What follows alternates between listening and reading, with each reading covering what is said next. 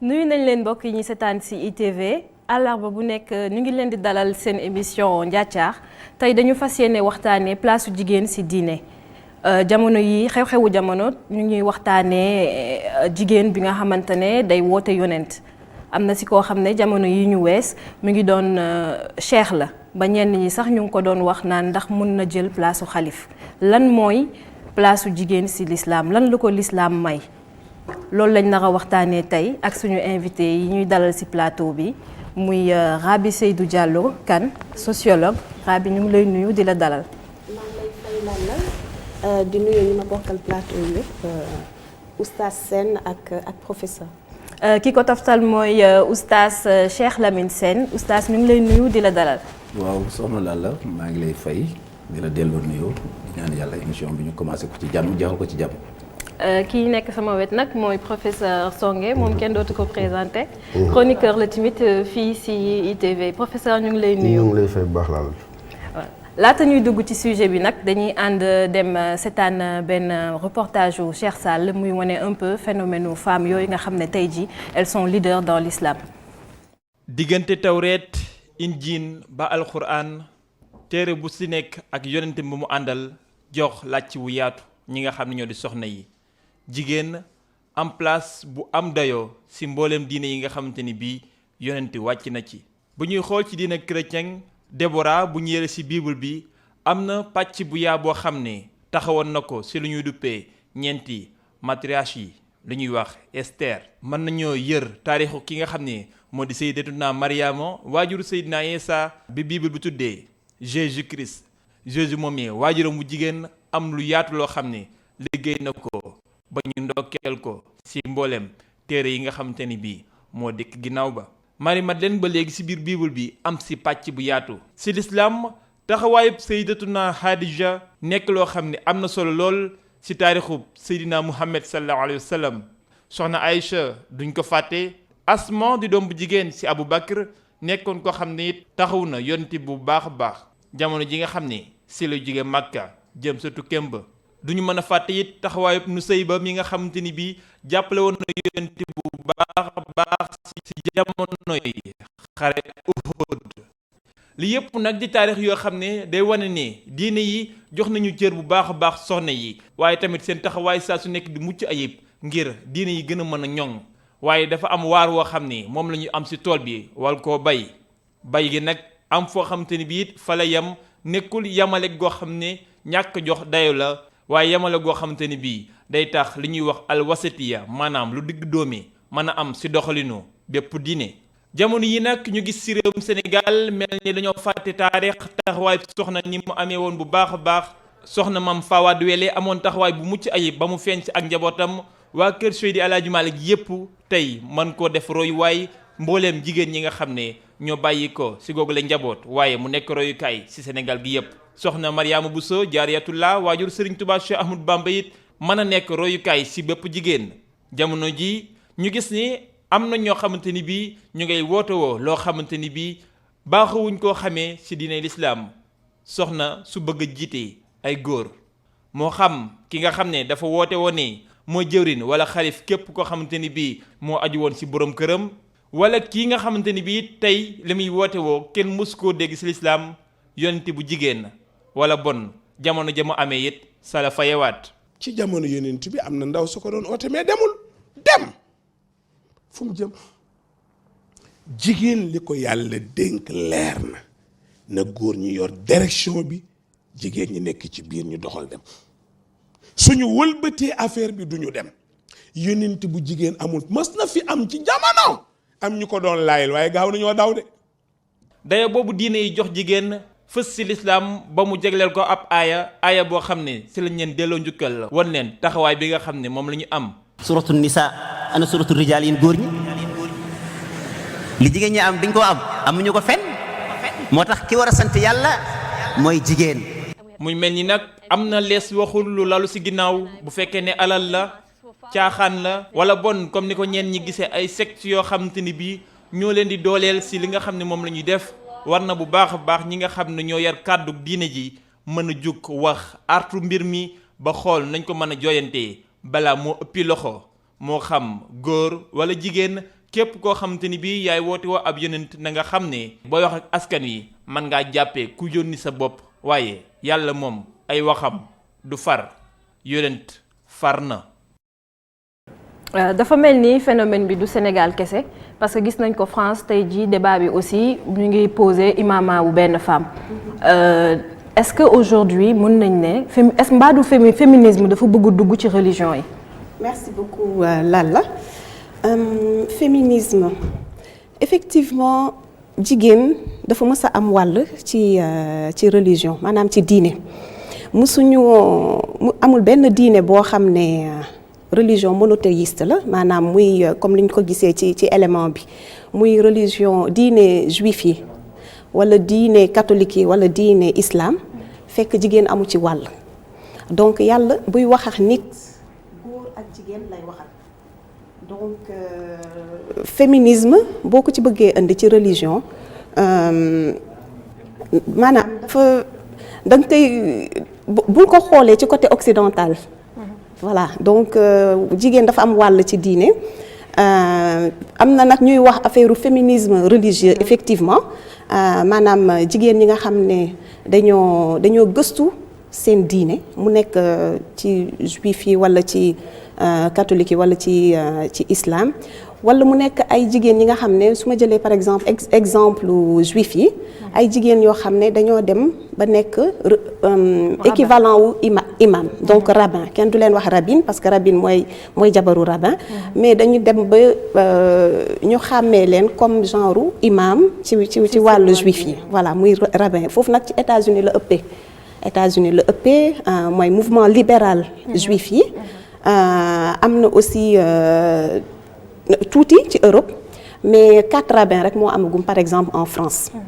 donc boo xoolee aussi ci wàllu catholique yi ñoom plutôt ay saintes la ñuy am voilà day am ay nit ñoo xam ne après dañ leen di canoniser ñu nekk ay saintes mais peut-être mën nañ ci ràññee ki nga xam ne mooy Jeanne d'Arc bi nga xam ne jànk la woon nga xam ne condition modeste la jóge ndax doomu baykat la woon mais ku gëm diine catholique bu mu gisee ni que anglais yi ñu ngi commencé sonal français yi moom moo jóg mëne ay bataille maanaam yëkkati ay troupes ñu dem def guerre ba finalement mu delloo nag nguur gi góor ndax góor la ko delloo finalement nekkul woon pour moom donc moom nu mu deewee ñaaw na torop aussi mais voilà donc am na ñoo xam ne daal ay jigéen ñi nga xam ne marqué nañu seeni époque mu nekk ci juif yi mu nekk ci catholique yi mu nekk aussi ci islam donc am na sama turandoo bu ñuy wax Rabia al-Adawiya bi nga xam ne kooku tamit yàlla daf ko xiiroon si moom mësul am borom kër ndax moom nee na addunaam yëpp daf ko bëgg a jagleel bëgg yàlla di ko jagleel aussi ay poème lu ñuy wax ay xasayit donc moom mooy maanaam première femme soufi boo xam ne ràññee nañ ko ci islam donc ay exemple yu bari am na nga xam ne ci jigéen ñu topp seen diine mais vraiment léegi la ñuy gis jigéen ñi nga xam ne dañuy bëgg jiite carrément donc nekk ay leader nekk place bi nga xam ne joxuñu leen ko woon en tout cas ci livre yi ci téere yi joxuñu leen ko waaye léegi jamono dafay dox ba ñoom ñu bëgg ko jël léegi nag balaa ma bàyyi voilà sama naataangoo yi wax ci ba ci kanam ñu xool. Oustaz naka nga gisee phénomène boobu nga xam ne tey jii jigéen ñi dañoo bëgg ñëw jël place yi nga xamante ne woon mun nañ ne góor yi boobu ba tey góor yi rek ñoo ko yore. waaw jërëjëf Lalla maa ngi lay nuyu. maa ngi nuyu Rabi di nuyu professeur yàlla du ni waaw ni déet bon diina ji lañ fi toogal donc li yàlla wax la ñuy wax ci reportage bi gis naa am na lu Iran wax mu ne jigéen ñi faw dañuy topp góor ñi àddina bi dox yàlla mu wax ci alquran baada audu billahi min ashaitan rajim bismillahi rahmani rahim الرجال قوامون على النساء بما فضل الله بعضهم على بعض وبما أنفقوا من أموالهم صدق الله العظيم. Gis nga on a beau parler de Rabia, on a beau parler de la Sainte Marie, on a beau parler de Khadija, on a beau parler de comme ci reportage bi Fawa Dewele macha allah soxna Maam Jaara Buso jigéen ñu sell ñooñu mais jigéen ci l'islam fenn rek lay jëlee misaal fenn rek lay jànge benn école la am mooy école kër Seydina Muhammad sallallahu alayhi wa sallam parce que rasulillahi sallallahu alayhi wa sallam man nag su may wax péete moom may tax a wax inna diina inda llahi islam man diineel islam laa gërëm moom laa xam moom laa topp moom laa fi toogal te du yàgg nag ba ñu réussir lii ñu bëgg a def te bu ñu demee ba ca kanam dina gën a leer Seydina Muhammad sallallahu alayhi wa sallam mooy gën gi mbindéef lu nit di jàng lan la ak nu mu koy jàngee fu mu koy jànge ci biir kër Seydina Muhammad nga koy jànge yeneen bi du hasard yàlla boole kook ay jigéen dégg na alxayri 13 fois Seydina Muhammad suul na ñaar fa tabaarakallaahu maanaam bàyyi na ñaar 9 ñoo ko tënj 9 ñoo ko tënj mais ci biir ñooñu ko tënj ñëwuñu rek comme ça bëgganteeg yonent bi sallallahu alayhi wa sallam rek nekk ak moom déedéet yàlla dafa wax ci fii jigéen war a toll professeur c'est très important li may wax parce que tey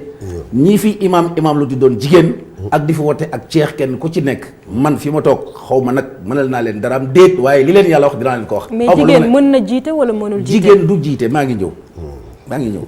d'ailleurs balaa maa àgg ci waa kër yonent bi tey jii professeur tey en tant que imam soo doon jiite ay jigéen julli soo doon jiite tey jii boo taxawoon fii di julli lan la nekk ci sa ginnaaw ak rabia bi yow ñoom même bu ñu maîtriser julli dëgg yow ci sa bopp nit nga rek même soo juumee amuñu droit wax subhanallah dañu wax ni at tasbiixu li rijaali wa tasfiqu li nisaay góor moo la naan subhanallah nga xam ne da nga juum mais jigéen yàlla may ko sax mu yëkkati baatam dafay tàcc wala mu fott donc yow kon dafa am fa war a yem bref kon kooku du jiite et puis pour ma àgg ci waa kër yonent bi damay jaar fenn tey jii xanaa xamoon ni tey sàppe bi gën ci sàppe góor ci biir jàkk mooy sàppe bi nekk ci kanam mais sàppe yi gën ci sàppe jigéen ci boo duggee ci jàkk ak moment ba nga fa duggee mooy ci ginnaaw xayru sufuufi nisaa'i fil masjidi axiruha wa charruha awaluha wa xayru sufuufi rijaali fil masjidi awaluha wa axiruha charruha la shakk fii góor ñi dañu war a jëkkante ci kanam mais jigéen ñi buy dem jumaa buy dem julli ji sax non seulement day jaar fu góor ñi jaarul du tuuro parfum yu fort du takk lu yàlla moo ni wala yadribna bi arjulihinna li yu'lama ma yukhfina min zinatihinna booy dem sax waruñu dégg sa dara waruñu ko dégg te aussi doo jiitu góor ñi topp ci sa ginnaaw bref léegi je reviens parce que aussi li may wax c'est important su fekkente ni tam da ngay jël parole bi nga jël ko après ma dellu si ci jigéen lan la war a am ci diineel islam nan la ñu war a waa kër yonent bi nan la ñu jàngale jigéen ñi ba ñu xam seen place ñooy ñan waaw loolu mën nañ si ñëwaat bu si kanam. c'est important waaw loolu li ma bëggoon rek laaj tuuti professeur mooy est-ce que jigéen yi ñuy wane tey dañuy incarner aujourd'hui ay symbole. est-ce que dañuy incarner ay symbole déedéet su ma joxee symbole li mu tekki parce que xam nga symbole ki koy incarner taxawaayam dafa am jeexital boo xam ne dafay am ci aw askan loolu moo tax ñu leen di wax symbole. waaye bu fekkee ñi jàngat nga leen. wax dëgg yàlla dafa dul jote dara ak symbole. xam nga mouvement bi nag bu fekkee da nga ko tënk ci li ñuy woowe leadership féminin bon loolu du fi gulet ni ko imam waxee léegi ak ni ko reportage bu rafet bi bu Cheikh Sall bi bu def firndele maanaam loolu yàgg na waaye orientation ñoom ñoo bokkul imam moo junj na ko léegi muy ca kër yonent ba muy Aïcha muy Fatima ibn Hussein ibn Ali boo ñëwee fii ñoom soxna Jaara ni ngeen ko waxee ñoom Astu Jànqa yaayu bàyyi ak ñoom seen waaye loolu li ko wuutale ak bii mooy ñële seen pas-pas spiritualité moom moo leen taxoon a jóg seen pas-pas fësal lii nga xam ne mooy yor kaamir di jàng di nafar kon ñooñu ay symbole lañu woon parce que dañu wone ne doon jigéen taxul nga jël ndaare maanaam ci jéego yi nga war a def pour nga jaamu yàlla donc ñooñu symbole fort la woon boo xam ne dañ ko adressé à la société wan leen ne alxuraan ak yàlla bii newul daf ko jagle góor ñi rek waaye jigéen ñi seen bopp wax dëgg yàlla dañ ko war a approprier dañ ko war a moom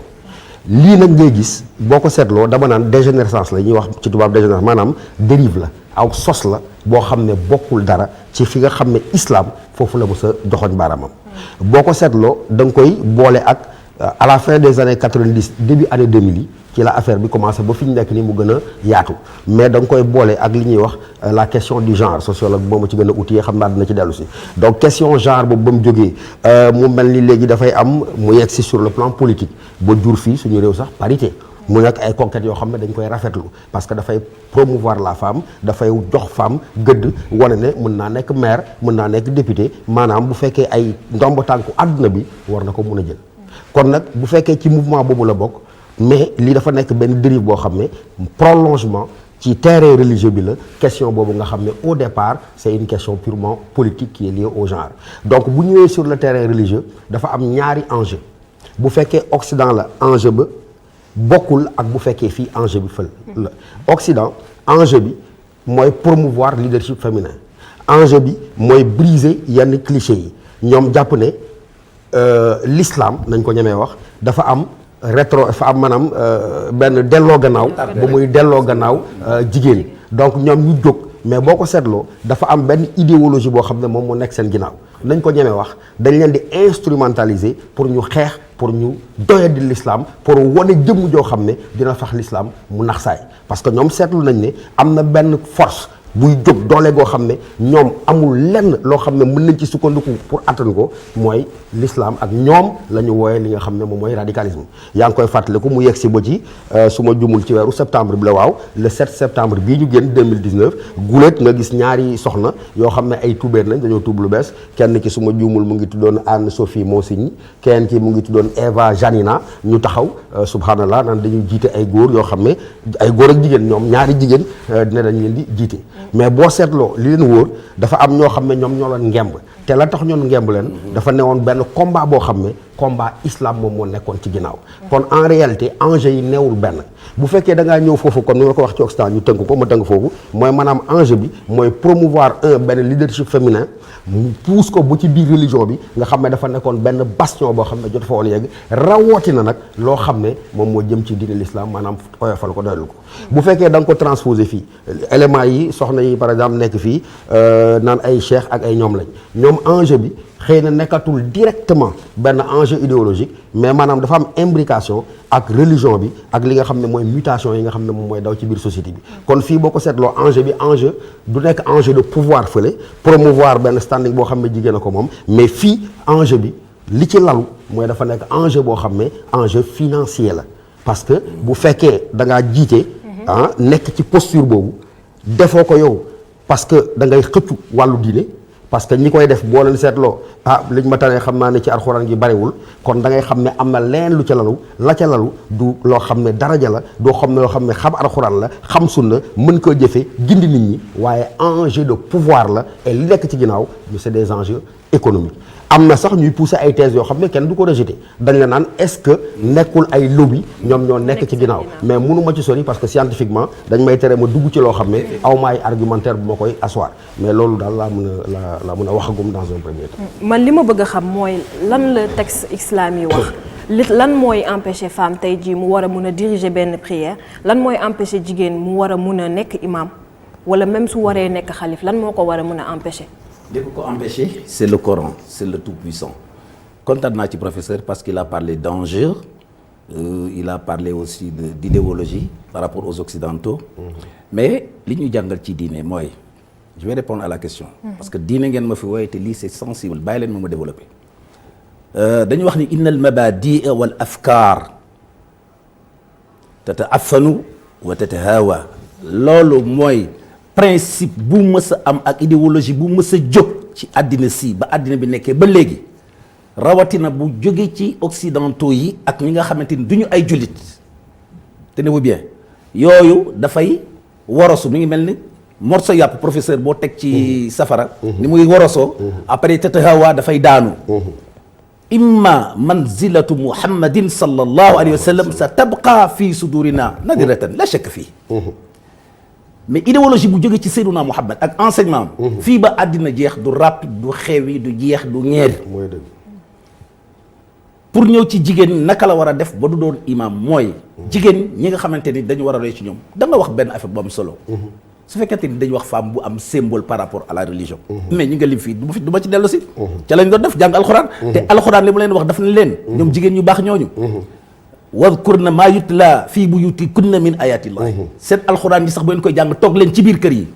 yàlla ni yaa nisa annabi hey yéen soxna si yonent bi parce que yéenay jàngal soxna yi nga xamante ni ay jullit lañu te ci yéen la ñu war a roy lastunna ka ahadin min an-nisaa ni róowu leen ak yeneen soxna yi te ñi ànd ak yonent bi nag defe naa jigéen nag du leen gën nag déglu ma bu baax lastunna ka ahadin min an-nisaa wute ngeen ak yeneen soxna yi ci daaru dunya mais ci yéen la ñuy nar a xool ëllëg ini taqaytunna bu dee ni seen ragal yàlla dëgg la fala taxda'na bil qawli fa yatma alladi fi qalbihi marad professeur jigéen à commencer par les femmes du prophète yàlla daf ne leen bu leen sax yëkkati seen kàddu di ko wax boo xamante ni bii day neex ci koo xamante ni kii mën na leen denc parce que nee na góor ñëpp a feebar fa yatma alladi fi qalbihi marad góor mën na ci am plaisir te yàlla nee na dama leen tere loolu lan la ca teg donc li almoxto waxoon rek am na ñoo xam mais ne man feebar dama bëgg a nañ xam maa ngi ñëw lan la il faudrait que ma yëg ci parce que aussi itam du ma tëb rek jàpp ci branche bi garab boo ko yëg da nga jaar ci datt bi léegi mu ne leen wa qarna fii buyutikunna toog leen ci biir kër yi wala tabarrajna tabarrujal jaahiliyatil ula foofu jigéen yàlla nee na ko toogal ci biir kër gi parce que bu njëkk ci jaahiliya jigéen ñi elle s'exhibait comme des animaux errants wutuñu dara comme léegi tey jii di nga gis xale yoo xamante ne dañuy solo yaa seen saak mel nu leen neex sol lu leen neex un comportement vestimentaire qui n'est pas décent du tout génn ci mbedd yi yàlla loolu lay tere nee na wala tabarrajna tabarrujal jaahiliyatil ula nee na da ngeen di julli yéen man dama jël exemple suñu soxna yu baax yi maam Jaara maam Faara wedle ainsi de suite xoolal mu ni wa aqimna salata wa atina zakata wa atina allaha wa rasulahu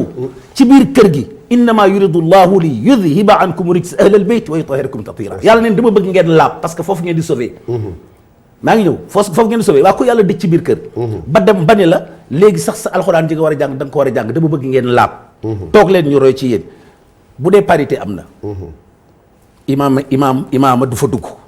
bu dee parité am na jigéen du jiite góor lu tax maa ngi ñëw parce que dafa am 10 qualificatifs si je puis l'appeler ainsi yu nekk ci alxuraan yu topp ci aay bi yoo xamante ni bii góor ak jigéen nag ñoo ko bokk waaye imaam bokk ci banka sa baaram innal muslimin wal muslimat wal muminin wal muminat wal qaanitina wal qaanitat wa saadiqina wa saadiqat والصابرين والصابرات والخاشعين والخاشعات والمتصدقين والمتصدقات والصائمين والصائمات والحافظين فروجهم والحافظات والذاكرين الله كثيرا والذاكرات yàlla ni ñoom ñëpp nag aadallahu lahum maghfiratan wa ajran azima loolu mooy yàlla nee na nekkal jullit gëmal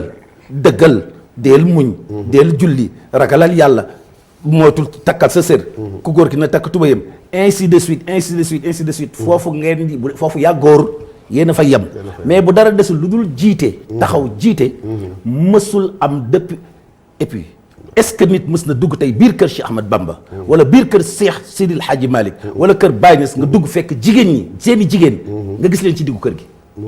ñooñu bu fekkoonte ni jiite day am ñoom dañuy génn jiite jigéen du jiite jigéen du nangu njébbal jigéen du takk sëy jigéen baatam neex na neex boo xamante ni bii bu fekkoonte ni tey dafa waroon taxaw di jiite di wax dañ ko naan demal nga nodd di ca jàkka ja yaa ngi dégg wala na allahu imraatan rafaat sawtaha walaw bi dhikrillahi jigéen bu yëkkatee sa baat sax mais léegi actuellement ñoo ngi toog nii di wax nii mais yàlla rek moo xam mais am na loo xamante ni yàlla tere nañu ko tere leen ko yéen léegi parce que tey jii am na nu mu doon demee tey duñu bokk plateau mais dañ fi appliqué wul charia bu tax duñ ko def seulement lu tax bàkkaar du ci am mooy man dama mel ni sama doom laa toog wala sama sœur yow pareil donc fañ koy teree ñoom bu ñuy dégloo sax baatu jigéen daal di am neneen nu ñu mel parce que duñ ko gis donc culture yi bokkul quelque part mais religion li mu wax mooy loolu pour revenir encore un peu en arrière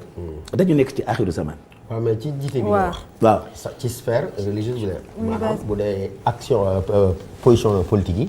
ne comme ni ma ko waxee ay maire ay député ay yooyu il faut que ça soit clair waaw côté boobu amul problème non côté boobu amul problème xam nga tax mais pour lan jigéen bu am xam-xam bi am xam-xam tolloo xam-xam ak góor man dama bëgg a xam sur plan des textes lan mooy empêcher tey ji jigéen mu war a mun a jiite yàlla lan moo moo ni war a mun a empêcher jigéen tey mu ne mun na nekk imam yàlla moo ne góor mooy jiitu jigéen jigéen ca ginnaaw ar-rijaalu na ko góor ñi qawwaamuuna ñooy jiitu ala nisaa jigéen bi par maa exemple fadala mënu sax ba'duhum jiite ala moromu ba'din jigéenam jigéen mënu sax jiite moromu jigéenam fan la koy jiite ci julli ci julli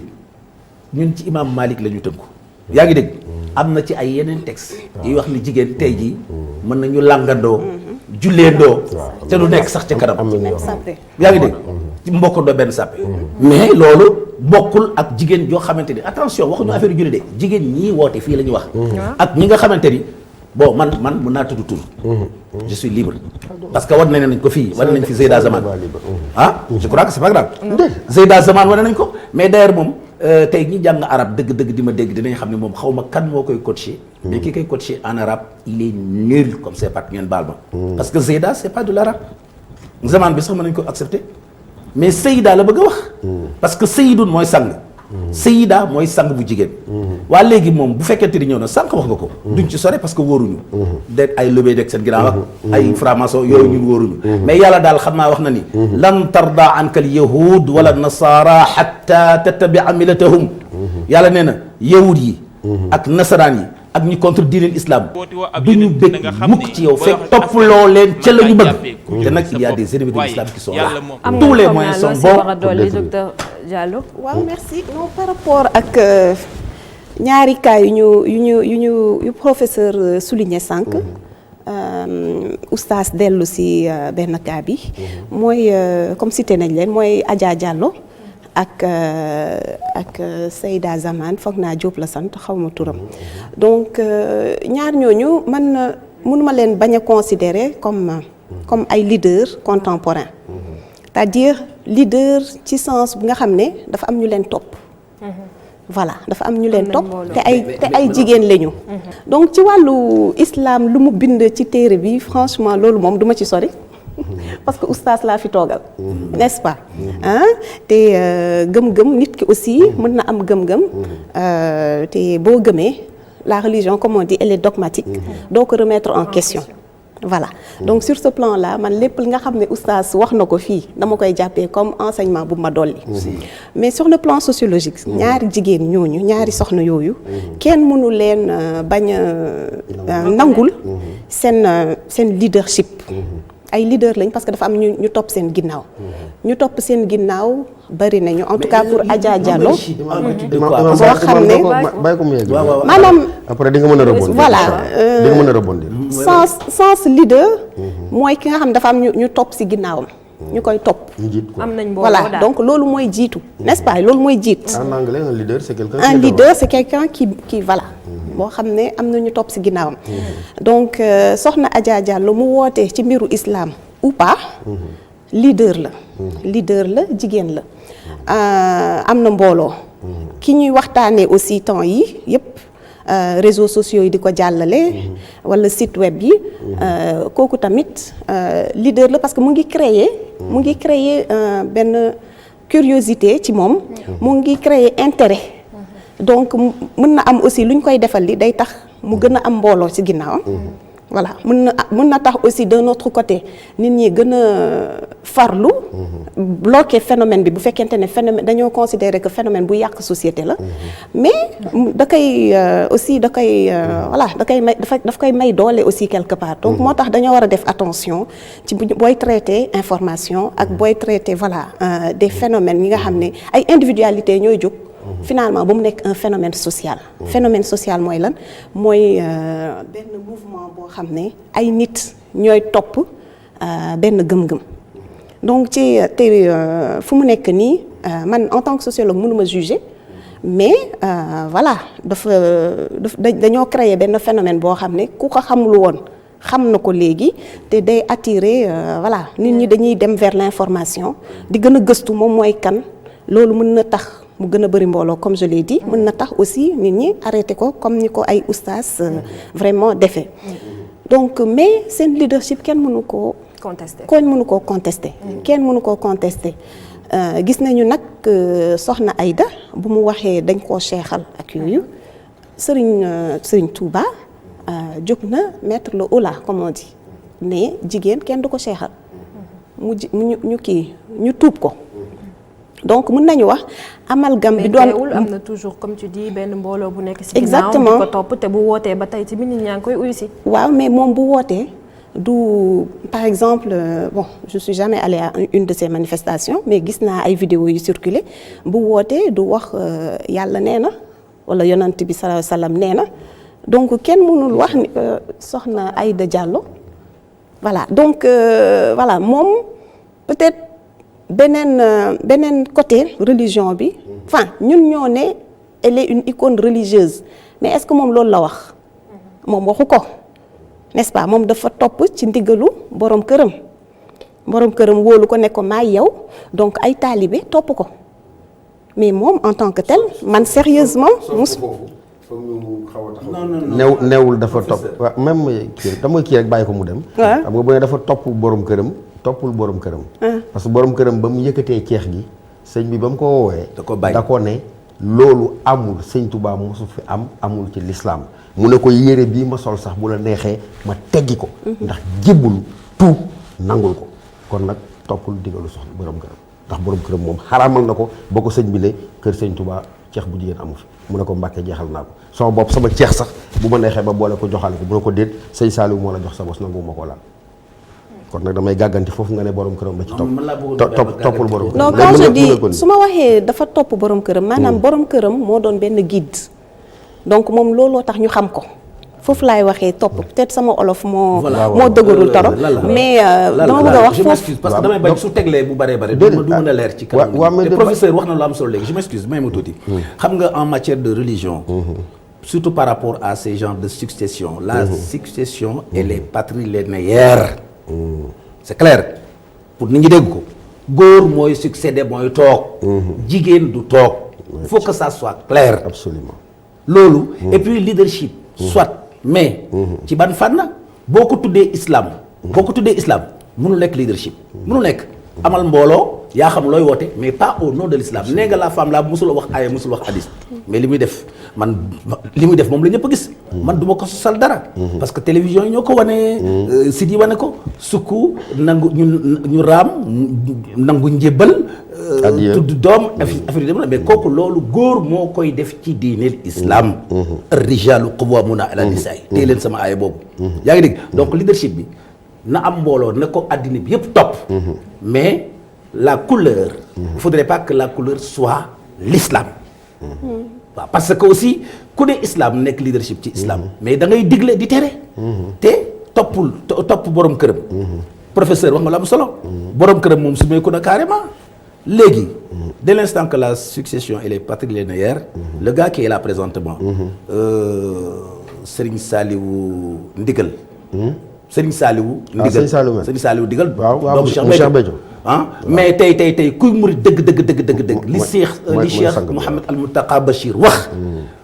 ku jógee ci Cheikh Béthio da nga war a dem ranger ci moom yaa Zeyda Zaman aussi il faudrait que je précise Zeyda Zaman du ma ko pardonner parce que moom dafa wax ni moom la messagère du messager di ñu bindal ay textes en français yoo xamante ni kooku tubaabam yooyu sax du ay tubaab xam nga kan moo ko bindal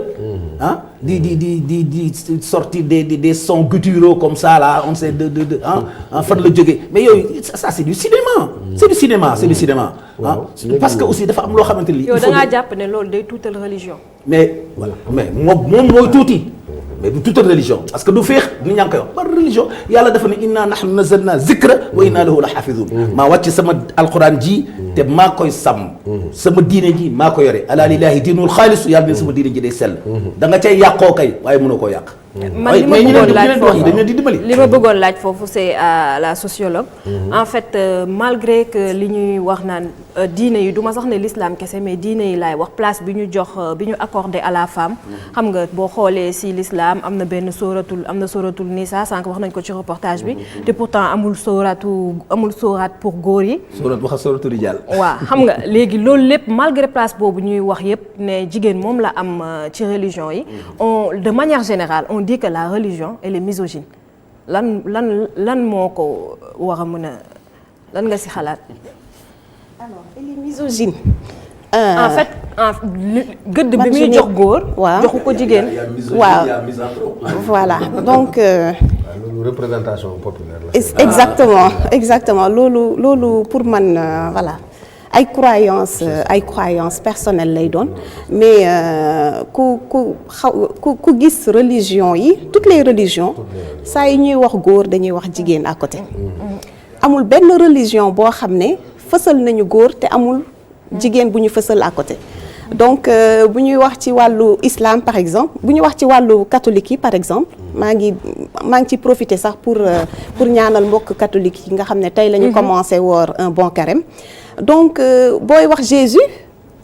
Vierge Marie la ñuy fësal donc mooy Mariama boo ñëwee ci islam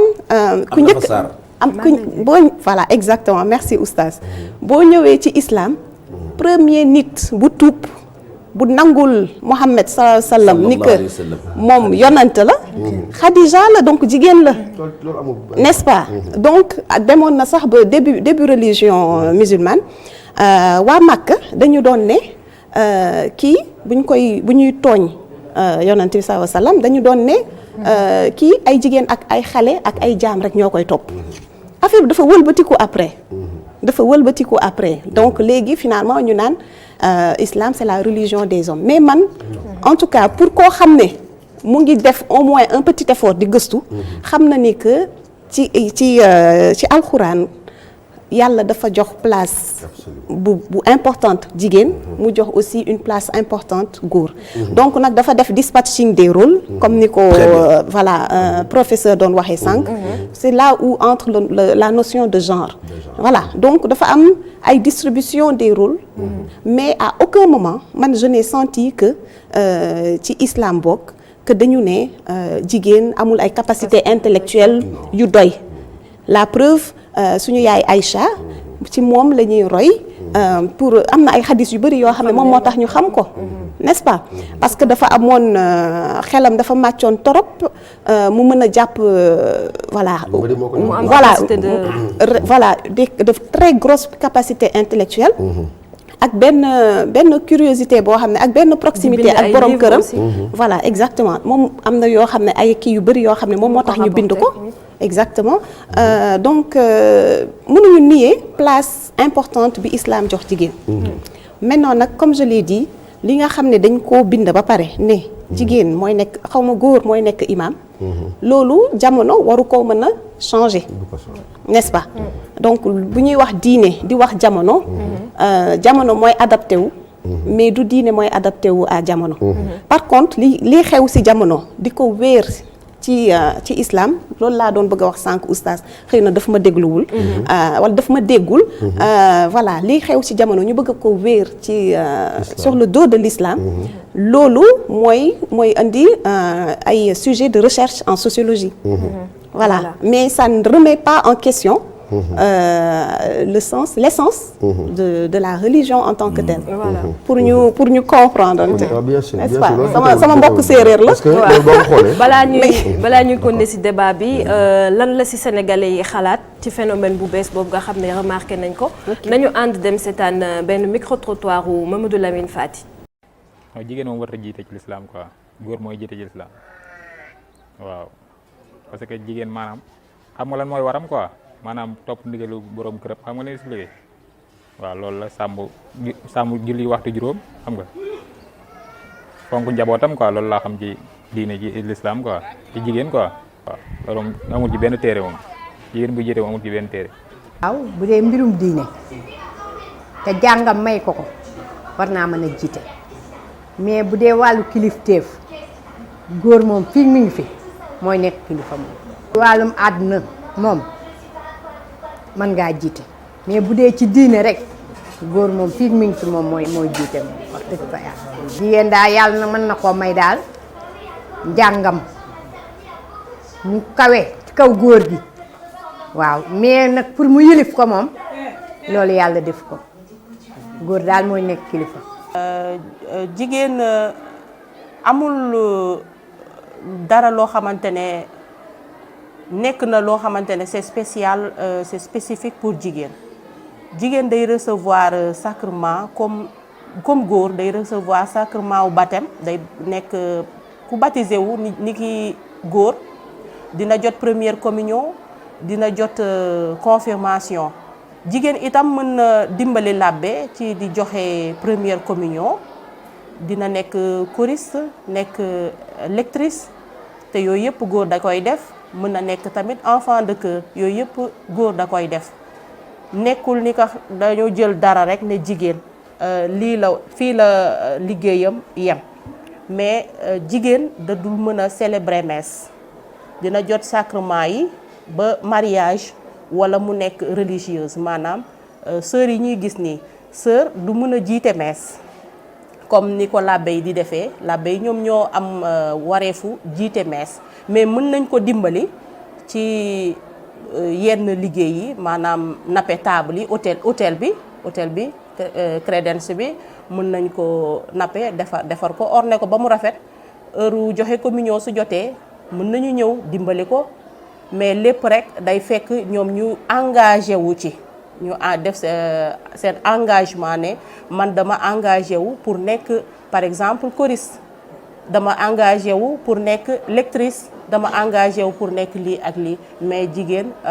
mën na def lépp ci jàngu bi ba mu des jiite messe jigéen mënut a jiite messe. am na itam structure bi ñuy woowee femme catholique parce que ci hiérarchie bi yëpp am na jigéen maanaam ci paroisse bi par exemple am na groupe boo xamante ne dañ leen di woowee ay femme catholique bu fête patronale amee wala xew am femme catholique yi ñoom ñooy def marché bi ñoom ñooy ñëw togg waa service d'ordre dimbale leen. d'ailleurs sax am na ay jigéen yoo xamante ne sax bokk nañ ci service d'ordre maanaam ñi nga xamante ne dañuy doxal luy yoon jéem a canaliser nit ñi fan la ñu war a toog fan la ñu war a yem et autres jigéen daal mu ngi fépp. gis nañ ne ni ko diine l'islam di tere noonu la ko diine catholique aussi di tere nee na jigéen mun na nekk choriste mun na nekk sœur comme sànq tamit ni ko docteur waxee gis nañ fi ay femmes saintes dans l'église mais jigéen mënul jiite messe. Professeur man laa am envie laaj question bi sànq docteur wax na ko nee na parfois dañuy wax naan la religion elle est faite pour les hommes. waaw loolu moom jumte la waaw même bi ma déggee nga génne misogyne damaa xaw a sourire tuuti parce que religion moom amul misogyne amul tam safaan ba parce que religion sax boo ko seetloo imam moom mën na ko fondé ci ay textes parce que moom wax dëgg yàlla nag moom téere yi moo leen guux fi mu nekk nii bu ma yeboo sax ne daraja ba alxuraan diine l'islam bi ma gën a miin jox jigéen bu ma yeboo sax ne joxu ko góor maanaam ci yërmande yi nga xam ne daf ñu sant ñu ak kii leen ko maanaam doole ba mu leen jox wax dëgg yàlla sax boo ko seetloo joxu ko nga xam ne moom mooy góor donc loolu question règle la bu fekkee dafa am discrimination la positive en faveur de la femme au détriment de l'homme waaw loolu moo am bu dee ci ko bu alxuraan la ñëm bu fekkee nag yow yaa ngi may déggee rek ci ne def jigéen tànk jiitee góor julli mënoo ko ne dafay yem ak góor kon nag le débat moom bu ñëwee ñu teg ko fële parce que xam nga domaine boobu bu ñu fa duggee du interprétation imam du suma interprétation mais ana lan la yàlla wax il l'a répété 100 000 fois foofa yàlla y a pas de débat jigéen du jiite julli ci biir diine l'islam kii ngeen tendre micro bi ci jàngu bi itam wax na leen ne mën naa jàppale mën naa def lu nekk waaye du jiite messe xam nga loolu c'est une question rek loolu boo ci naree nekk diñ ci bu fekkee loolu la ñuy débat daf ko dul jar parce que c'est réglé par les textes eux-mêmes donc am na ñoo xam ne nag libre à eux ñu jël def interprétation imaam juñu na ko wéeru ci banqaasu l'école bi wala jéeru ci banqaasu l'école bi waaye la ma xam a kas néew ci li ñuy woowee l'islam orthodoxe muy farata bi sunna yi hadis yi nga xam ne jot nañ ko boo boolee loolu ñi ma dégg ñi wax ci borom xam-xam yépp gisuma kenn ku ne sukkandiku naa fii pour wax ne yàlla nee na jigéen war naa mën a jiite donc ma jàpp ni ci côté boobu ce n'est pas du tout un débat te itam xam nga sax dañoo xaw a doyadi ñun pour sax wax ci lan mooy mëbatu yàlla mais même bu fekkee da nga ko teg au simple niveau de la raison di nga ne xëy na yàlla mi nga xam ne moom mooñ jigéen mooñ góor mën nañ nangu mu xam lu tax ne moom mu ne gënu jigéen di jiite te jigéen waru da jiite même bu ñu ko tegee foofu rek benn élément ma la indil am na gëstu boo xam ne benn soxna soo xam ne dafay réfléchir yi xam naa du ñàkk sociologue bi xam ko wala mos koo dégg mu ngi tudd Linda Woodhead américaine la chercheuse la moom mu ngi woon ne boo ko seetloo fi mu nekk nii pratique religieuse yi ñeenti dynamique maanaam ñeenti courant ba moo leen di traversé mën nga ko tënk sax ci ñaar nee na benn bi dafa am pratique religieuse boo xam ne mooy li muy woowee institué mais à côté mu am safaan ba mooy li muy woowee pratique religieuse marginale institué bi mooy ñi nga xam ne ñu ngi tënku rek sur la lettre du texte. Marginal bi mooy ñiy jéem a à partir du même texte gratter éroder pour jéem a légitimer loo xam ne peut-être même bu amoon wala fësul sax wala bu may woon amul sax ci texte originel bi. xanaa ñooñu ay savants pervers la. xanaa ñooñu mooy les savants pervers. non est-ce que ay savants lañ ña koy def du ñu ay savants mënoo leen wooyee savant maanaam ay borom xam-xam déedéet ñooñu idéologie la maanaam benn leadership la ñuy revendiquer di ko revendiquer nee naa la au plan politique. di ko revendiquer au plan social ba léegi bees bi mooy ñu indi ko sur le champ religieux loolu rek moom moo ciy bees. donc moo tax ma ne buñ ko analyser ber ko duñ ko mën a comprendre surtout ca phénomène bi dama jógee ca Occident li koy yóbbaale yëpp boo ko seetloo li koy yóbbaale yëpp mooy li mu wax fi sànq ak ma wax ko mooy revendication genre boobu revendication égalité homme femme ci instant décision yi moom moo ñëw ba def jeexital ci biir diine bi ñu jàpp ne wax dëgg yàlla amul lenn loo xam ne mën naa tere kii nga xam ne moom moo di soxna mu war a jiite di trouver ay textes di ko fonde ñoom ñoo xam fa lañ teg seeni interprétation kon nag lan la bu ñu buggee vraiment wax li nga xam ne moom moo fi nekk dañ ñaan ñaar moo fi nekk ñooñu soxna soosu moo wax Linda Woodhead boobu di war ne dañu bokk ci li mu woowee la pratique religieuse instituée wala consolidante safaan wa nekk ñi nga xam ne une pratique religieuse mu ne marginale ak beneen safaan ba mu nekk une pratique religieuse contestataire kon vent de contestation sur fond de revendication de leadership en particulier féminin comme dafa mailler toutes les instances de la société dafa yegsi ba dugg si ci biir diine mais bu dugg see ci biir diine du tere ñu mel ni kii ñu fàttali la lettre du texte wax ne de texte bi nga xam ne moom la ñu gis muy ci Torah muy ci Injil muy ci Alxuraan gisuñu fenn foo xam ne nangu nañu wax dëgg yàlla ne jigéen dina jiite julli wala jigéen dina dajale ay góor ñu jaxasoo ñu julli loolu mosul am te du mos a am yaakaar naa ko kon nag nañ jàpp ne ay mouvement contestataire la nañ jàpp ne ay déviation la nañ jàpp ne ay perversion la nañ jàpp ne ay combat la mais boo seetloo la tax a jóg combat ya dafa mel ni jotewul dara ak diine moo tax mayee la fële revendication bi leadership bi c'est au plan de la représentation pour ñu basculer en religion li nga xam ne mooy le rapport entre le masculin et le féminin affaire bi noonu la tëdd. peut-être li ma ci bëggoon dolli rek mooy ni boo jëlee juif yi comme ni ñu ko waxee effectivement boo jëlee Torah de façon orthodoxe jigéen du jiite mais gis nañu première femme bu ñuy wax rabbin ci guerre mondiale moo tax mu feeñ. dafa manqué ay góor donc ñu jël jigéen jiite ko après à la fin de la guerre ñu mel ni fàtte woon nañu sax ni def nañ ko rabbin donc après la ñëwaat vers la fin des années 80-90 ci la gën a fësaat waaw phénomène bi gën a fës boo jëlee wàllu catholique yi boo jëlee ñu koy woowee la Bible boobu tamit waxuñu carrément ni jigéen mën na jiite mais jamono dafa dox ba xam nga christianisme dafa am plusieurs pàcc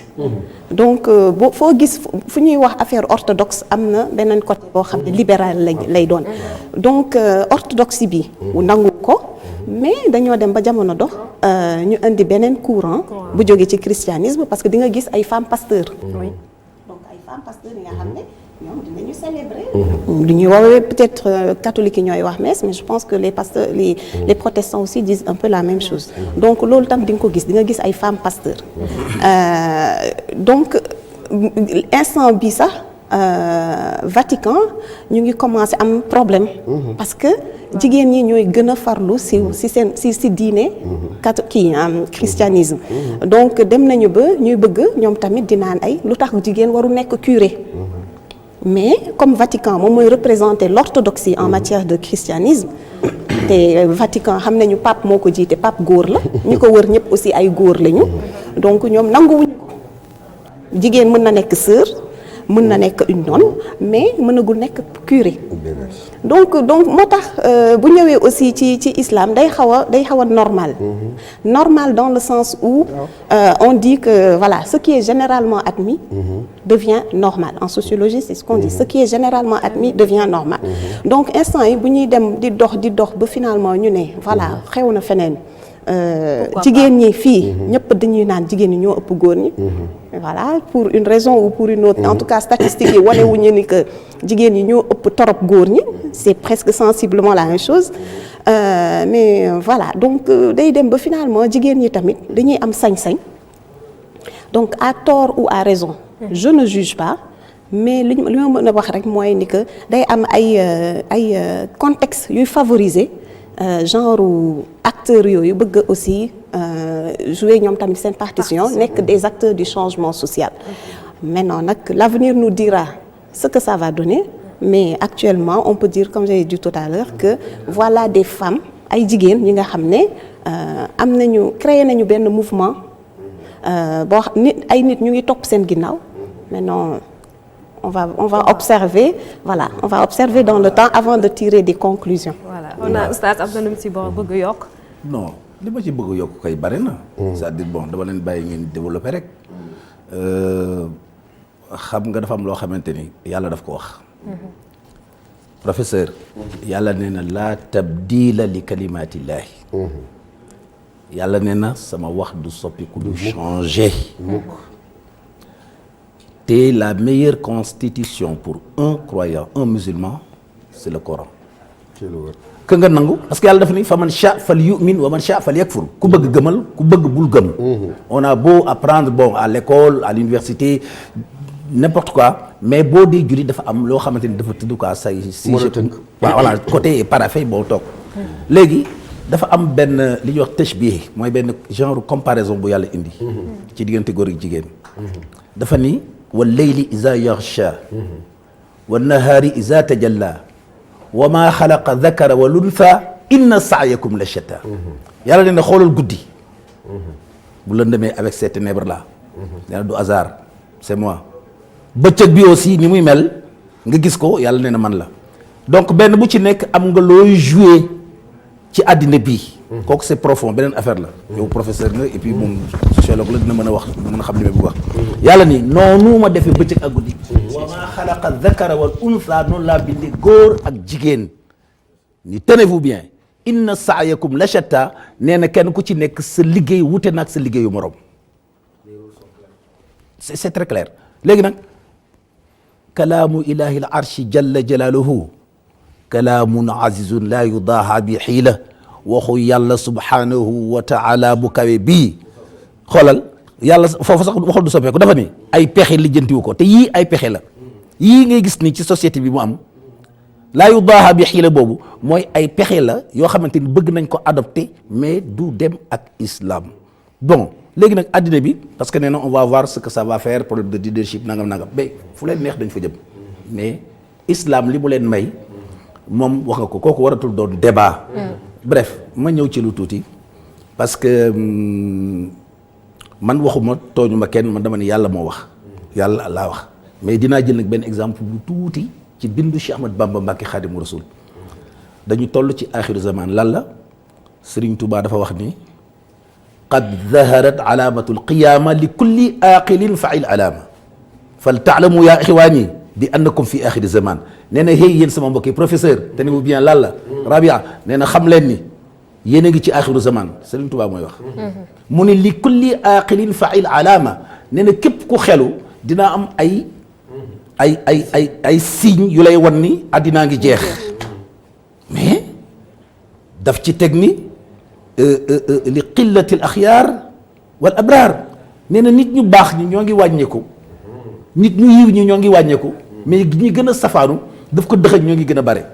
nee na dem na ba nga xamante ne bi taqdiiru zi maalin wa taaxirul alim kooku nee na dañuy jiital borom alal jël borom xam teg ca ginnaaw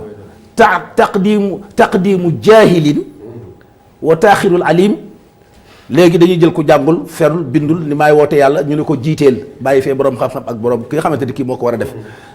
te affaire bi warul demee noonu léegi nag ñu bëgg dellu tuuti en arrière du ma tudd parce que wóoruma am na ñu nekk seen ginnaaw am na ñu nekk seen ginnaaw mais sachez et notez que addina bi ba mu nekkee ba léegi islam am na ñoo xamante ni ñoo ngi ci ginnaawam yonent bi wax na. pour dëggal li may wax nii pour ñiy seetaan na tax may wax parce que dañ naan ustaas a gën a toog yonent bi dafa ni sa yaati zamanun ala ummati yuhibbuna al xamsa wa yansawna al xamsa nee na dina am jamono juy dikk ci sama xeet nee na dinañu bëgg juróom fàtte juróom professeur Bakar sa baaraam nee na yuhibbuna al xayaata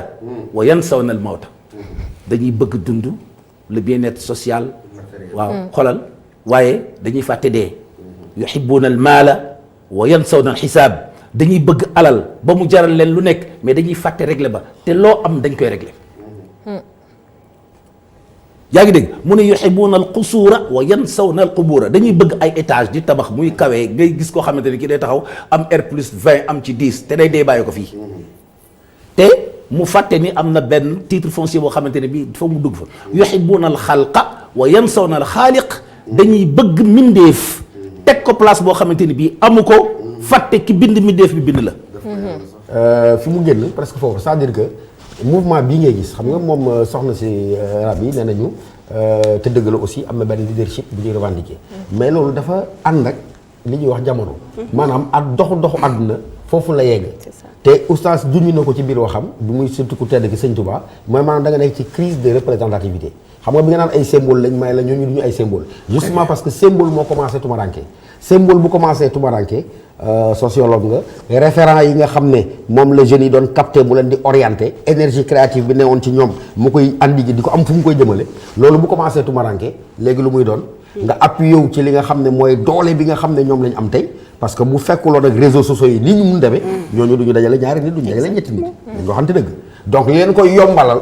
newul seen aura newul seen daraja newul seen xam-xam mais tey jii ku mu neex à la seconde près nga nekk star nekk vedette léegi sa biir nekk ak sa téléphone waxal tooxi doona léegi nga nekk benn star boo xam ne yaa koy fabriquer sa bopp kon nag léegi crise leadership boobu réellement crise référentielle yoo xam ne ñoom ñoo fi nekkoon nga ne ci domaine bu nekk kii mooy sama royuwaay foofu ñu toll moom mooy favoriser toute forme de leadership nga baar ma y compris les plus farfelus parce que man yii ñuy wax nii dama ko ci boole sans discrimination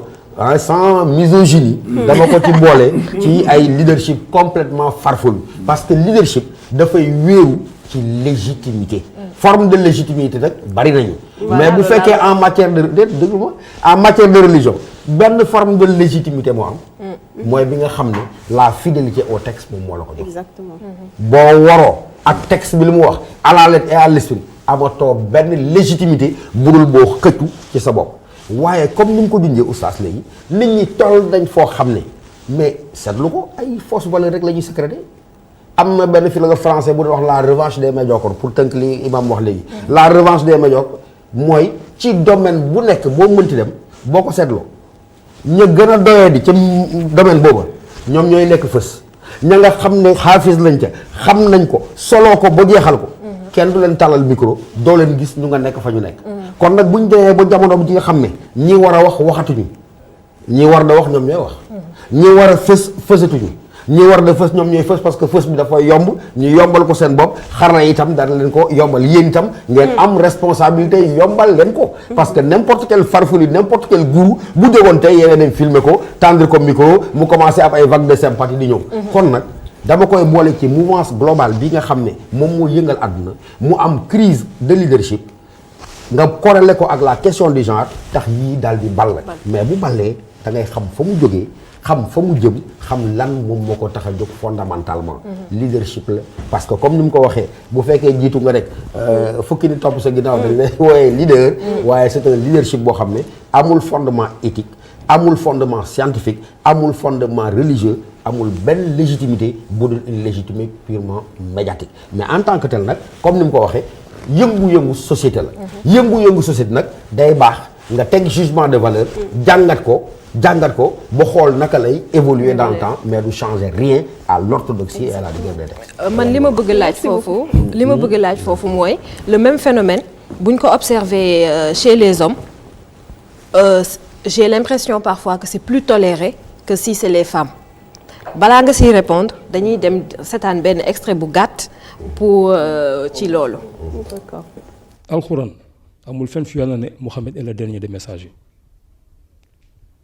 Il a dit dans le même verset puis mu cité il est le dernier des prophètes mais yàlla suñu boobu tàddi moo ñu xamal ne jusqu'à présent des prophètes existent gars yi xam nañ luy messager ku yàlla yónni mais xamuñu luy prophète ay xeetu nit la man maa mujj seenante yi c'est vrai yàlla mu ne Allah a donné à certains prophètes plus de faveur qu'à d'autres mais man ñoom ñëpp yàlla jox na ay faveur man yàlla jox na am faveur man je suis envoyé combien de personnes est-ce que mës nañu génn yónni ab yonent ci autant de monde dans ce monde autant de personnes dans ce monde xam nga it mooy li ma la wax rek ñun ñëpp xam nañ ne ab jigéen mu nekk yonent mësuñu dégg ab yonent bu jigéen.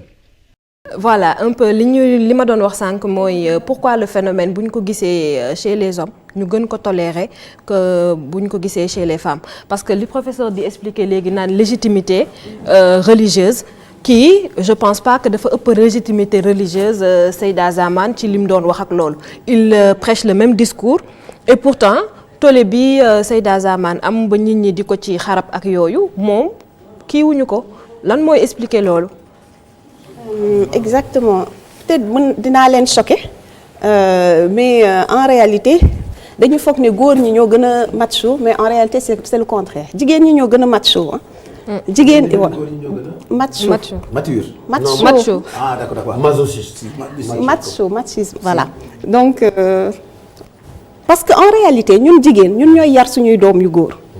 donc boo gisee góor dem na xale bu mu nekkee xale ba màgg di am nu muy doxalee par rapport ak jigéen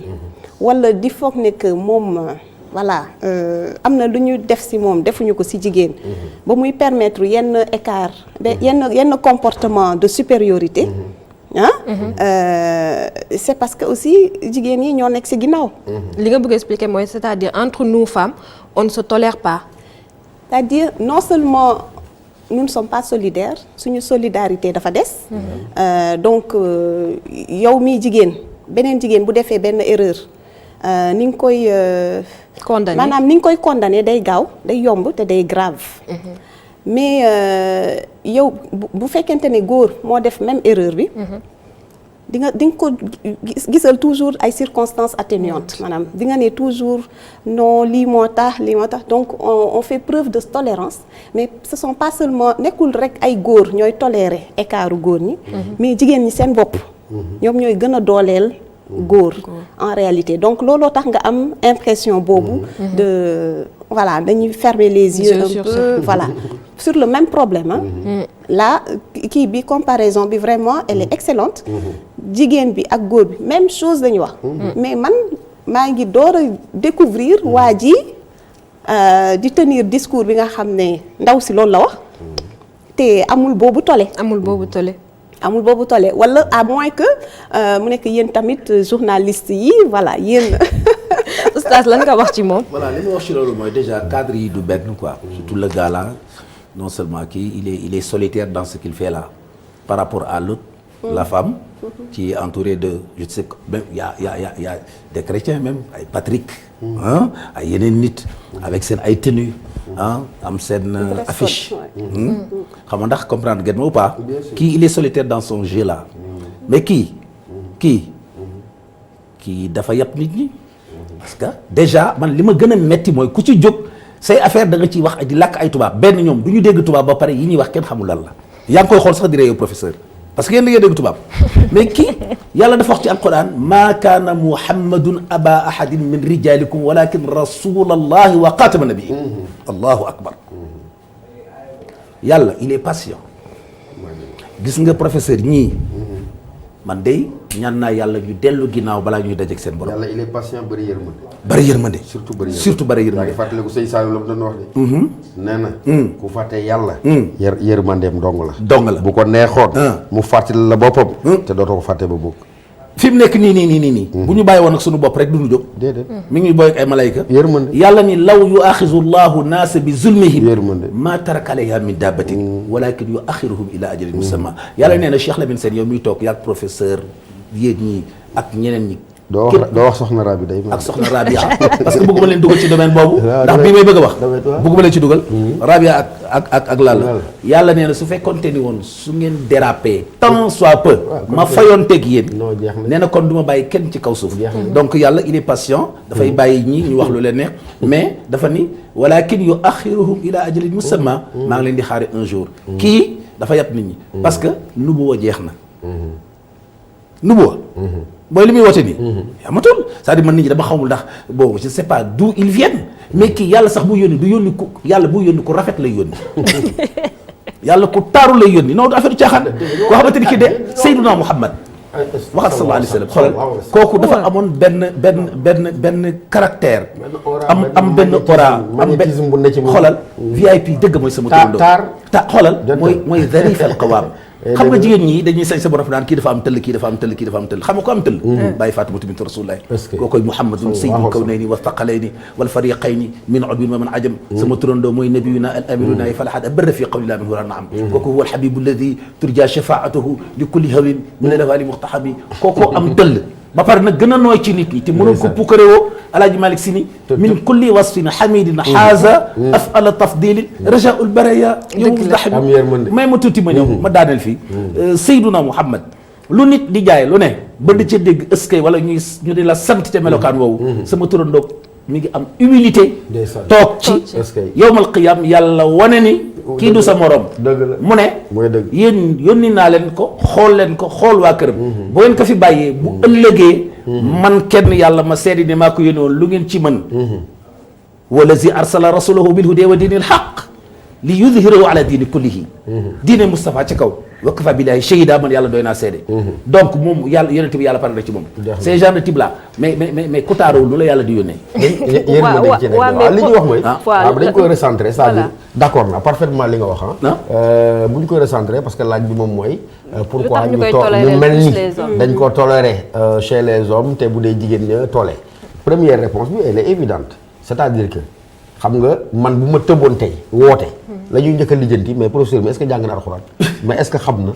mais bu jigéen taxawee dafay jiite est-ce que dañuy taxaw naan non mais est-ce que xam na est-ce que nangam la première réaction épidermique mooy lan ci dafa yabaate parce que jigéen la non pas parce que jigéen la parce que diine ba muy woote moo tere loolu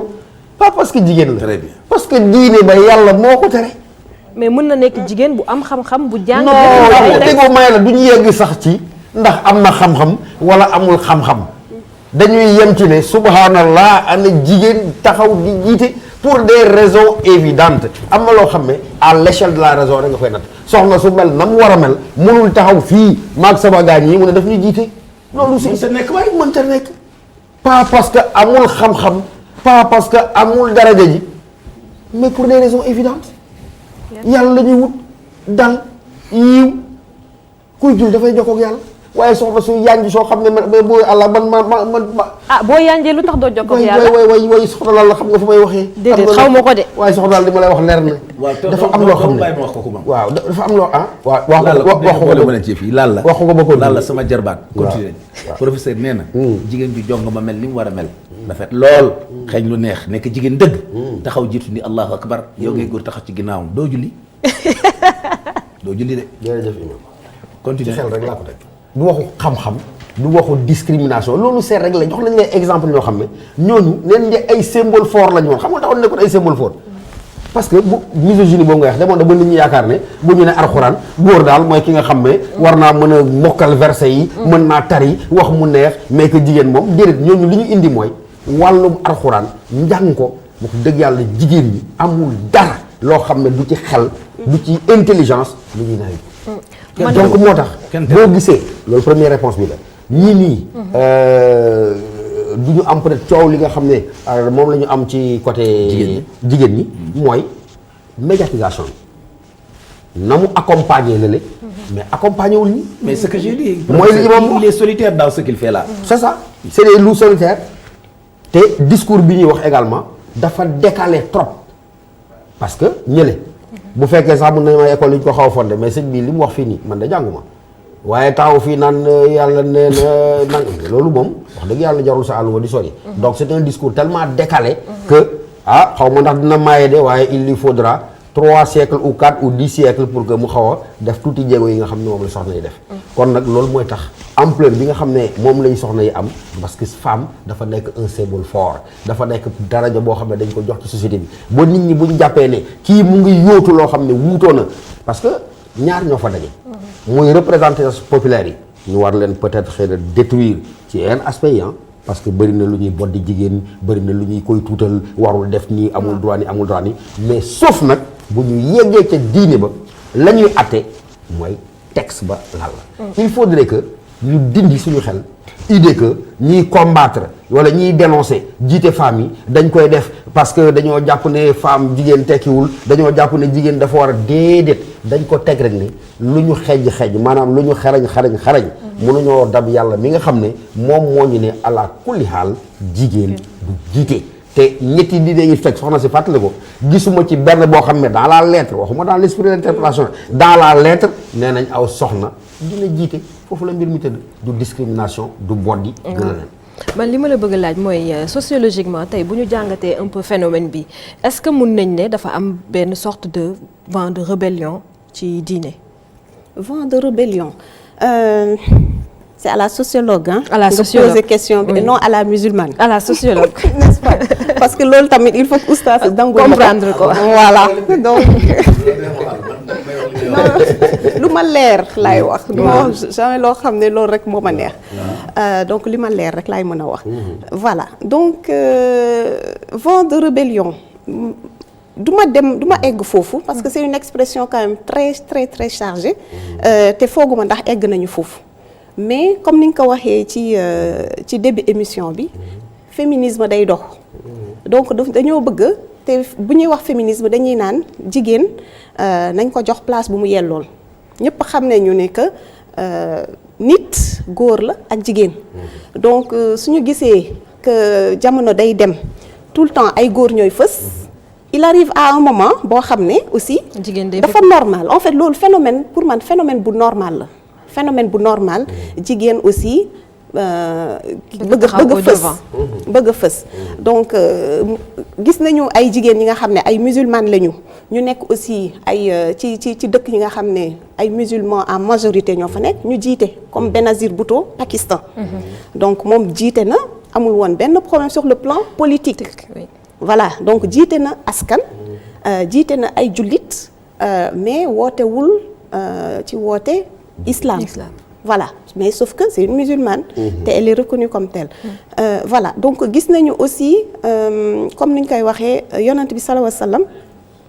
nu mu jegee woon soxnaam si nga xam ne Aïcha la tudd ak doomam bi nga xam ne Fatima la tudd parce que ñu bëri dañuy foog ne sax ni que Fatima rek la jur ci doom bu jigéen alors que mooy 4e doomam bu jigéen su ma juumul n'est-ce pas oustaz donc am na ñoom Rokhaya Zeynab ak Umm mais nu mu jegee woon doomam Fatima tax na ba foog naa jullit yi muy góor muy jigéen war a xam ni que nga nekk góor nga nekk jigéen da nga war a gëstu sa diine bu fekkente ne da nga ne yow bokk nga ci diine bi waroo rek topp non am na ñuy jiite c'est vrai mais war nga gëstu aussi war nga gëstu donc comme ni ñu ko waxee depuis le début de l'émission bu fekkente ne islam dafa ne góor mooy nekk imam amul débat y a pas de débat par contre est-ce que jigéen mën na am benn leadership maanaam boo xam ne nit ñi dañ koy topp mu am lu mu incarné fekk moom tamit dafa jóge ci benn diine loolu kenn mënu koo weddi voilà d'accord. waaw mais man d'accord naa sax ak vent de rébellion bi moo xam. voilà c'est-à-dire que mais. très rapidement nag professeur. temps bi dab nañu. waaw bu imam kon. non demal en 2 minutes après moom mu jël. rebelle wu contre qui. waaw non xam nga dafa ne ndax am na vent waxul jigéen ñi vent de rébellion en religion. oui loolu wax donc c'est un peu plus général bu jigéen ñi rek la wax quoi. mais vent de rébellion boobu da ngay dafa am xam nga lu tax mu am mais de rébellion contre quoi la contre l'autorité. contre l'autorité de manière générale kilifteef moom mooy jeex suñu àdduna bi.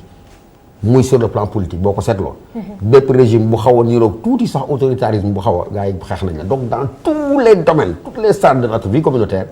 autorité mu commencé ko ci suñ kër yi ba ca kaw état ba. na chef d'état sacré woon. kon dañoo sentir ne que na imam sacré woon président de la république na mu sacré woon. imam na mu sacré woon professeur na mu sacré woon merci da fépp autorité. moom moo commencé jeex comme religion fait social la tamit. rébellion boobu ngay wax révolte boobu dafay am bu tax muy indi ñoo xam ne dañuy gis ne war nañu mën a sos waaye loo sos ni mu ko waxee texte bi sa sacralité son orthodoxie mu ngi fi. imam nga tënk ko rek ndax temps bi tamit dab nañu waaw. temps bi dab nañu. de professeur damay dégg ñu wax naan trouble à l'ordre public. dafay faral di am te loolu defe naa ne yoon mayewu ko mais yii ma gis nii trouble la à l'ordre religieux la waaw entre guillemets islam te loolu ba àddina jeex jarul ñu di ci dellu si gis nga jigéen dana jàng lool wax nga fi Aïcha jigéen dana bari xam-xam jigéen dina am lum jiite ci daaru dunia mais ci lan ak ci fan mais ñun mënuñu professeur wax misaalu jigéen di fi bàyyi soxna Fawade Wele di fi bàyyi soxna Maam Jaara di fi bàyyi Kumba Ndooy di fi bàyyi nga xamante ni naan nañu alxuraan jeexal nañ ko am na ñoo xamante ni ci biir kër yi soxna yu baax kenn du leen gis ñooy former ay nit di leen jàngal alxuraan fa la ñuy yem mais génn bi ci boppam déggoo li ma la wax sànq yàlla dafa ni xoolal jigéen ñi mais professeur bu émission bu guddoon dinaa la wax benn mbir xam nga jigéen ñi ñoo ngi dem jumaa ja di julli ji mais tey ñu bare boo leen laajoon lu tax jigéen war a julli ji jàkka ja mën naam duñ la ko wax yàlla may na leen ko yonent bi dafa ni la tamna'u ima allahi masajid allahi bu leen tere jigéen ñi ñu julli ji mais am na nu ñu war a julli jee am na nu ñu war a mel comme li nga doon wax léegi jigéen du jiite jigéen buy dem jumaa ja sax waru la jiitu yow waru leen bokk yoon wi ngeen di jaar yaa ngi dégg donc jigéen yàlla moo fiir ci moom et c'est pour les protéger très bien discrimination waa léegi xam nga c'est pour les protéger waa léegi ba daaneel foofu oui pour protéger aussi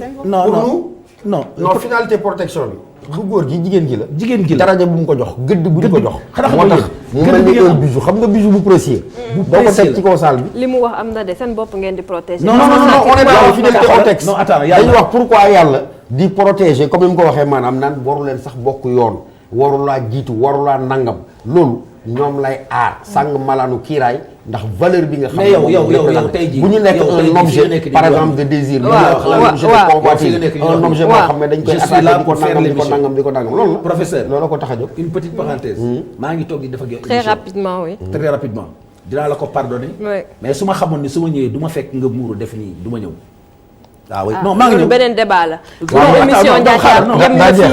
am na lu mu wax loolu beneen débat la émission bi jeex na temps bi ñëw na. am na lu mu wax d'accord ma ci rek imam li mu wax kay non waxuma lii bi mu ne trouble la à l'ordre religieux déedéet du trouble lii nii du trouble à l'ordre religieux xam nga ci biir société moo xam ne ma ay forces dynamiques contradictoires ñoom ñooy affronté wu kon àla kulli haal lii mënta ñàkk c'est pas loo xam ne da nga naan rek c'est un trouble maanaam dafay perturber déet société day yëngu comme que day yëngu nag fu nekk lay mbëkk mais nag day tax diine bi ñi ko yor ñu mel ni yow ñu recentré wu repositionné wu par rapport au défi parce que doo jël texte bi rek téye ko di ko tari gumbo ci li nga xam ne moom mooy yëngu-yëngu ñu yem foofu ba beneen mercredi par rapport ak professeur lu mu wax je donne la dernière parole à la femme oui à la femme non loolu comme jigéen comme góor mooy jiite kay comme jigéen war na mën a mujj waa léegi man émission bi jeex parce que nee nañ jigéen nee nañu góor mooy jiite léegi non vexé woo ma du tout non la dernière parole à la femme et puis après on ferme c'est fini voilà merci non c'est fini très rapidement parce que temps bi dab nañu merci beaucoup oustaz professeur Lalla merci beaucoup donc pour rebondir rek dama doon ne effectivement religion c'est un fait social il faut pas que émission bi vraiment maa ngi koy rafetlu te j'espère que téléspectateurs yi dinañ si jëlee njëriñ ñu xam ne aussi on peut discuter de tout. Oui, c'est ça. La religion, c'est aussi un sujet de discussion. Donc warul rek ñu xaw a wax tuuti rek nit ki ne ah kon fee la bëgg a jëm non. Donc il faut que aussi voilà ñu xam voilà faits sociaux yi dañ koy waxtaane pratiques religieuses yi dañ koy waxtaane ñi koy représenter aussi dañ koy waxtaane donc merci beaucoup maa ngi gërëm ñëpp voilà en tout cas maa ngi gërëm ñëpp merci à nos invités Ndiathia fii lay yem ak yéen ba àllarba bi di ñëw maa ngi remercier toute l'équipe de E-Média bi ma accompagné pour la réalisation de cette émission à mercredi merci.